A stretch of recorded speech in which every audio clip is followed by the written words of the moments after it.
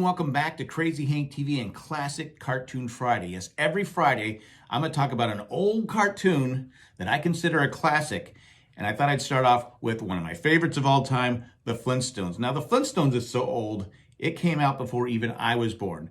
It started on ABC in 1960 and ran to 1966. It was the first animated series ever to have its own primetime slot. So think about, you have The Simpsons, Family Guys, and on and on and on. That's very common. The Flintstones were the first animated series to have its own primetime slot. They say it's loosely based on The Honeymooners, a TV show with Jackie Gleason. I'm telling you right now, it's not loosely based. It is The Honeymooners. You can't help but think of The Honeymooners when you watch The Flintstones. Ralph Kramden is Fred Flintstone. Fred Flintstone is Ralph Kramden. So let's just stop the argument right there. You watch this show and you gotta wonder, how does Barney and Fred, how did they end up with Wilma and Betty? They're both kind of attractive.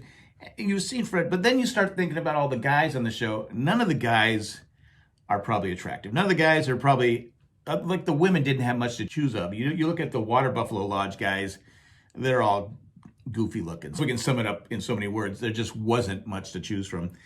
Could Wilma and Betty have been sisters?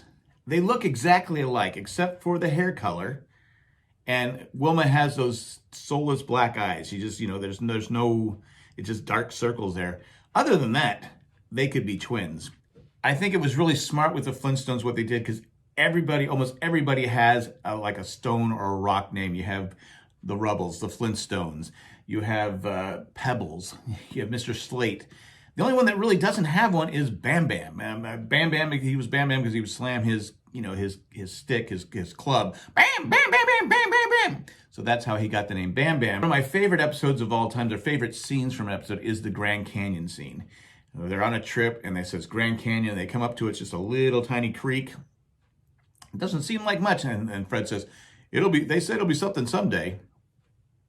I find it humorous. There's a song they play for an anniversary, for Wilma and Fred's anniversary, called Happy Anniversary. Happy Anniversary, Happy Anniversary. Every time I hear that song, or every time I hear the word anniversary, I can't help but start singing that song. I don't know if you've seen the Flintstones, every time it says Happy Anniversary, Happy Anniversary, Happy Anniversary, it drives me crazy. You gotta like that they had a pet dinosaur named Dino. But Dino he was kind of a coward, wasn't he? He wasn't really a brave dinosaur. And probably one of the most disliked characters was the Great Gazoo. He was voiced by Harvey Korman. He was sent to Earth to repent his sins because he made a doomsday machine, and it never really got answered. But a lot of people never liked, because they thought it was like the original Jump the Shark probably, because he could only be seen by Fred and Barney, kids, and animals. Wilma, Betty, other adults could not see the Great Gazoo.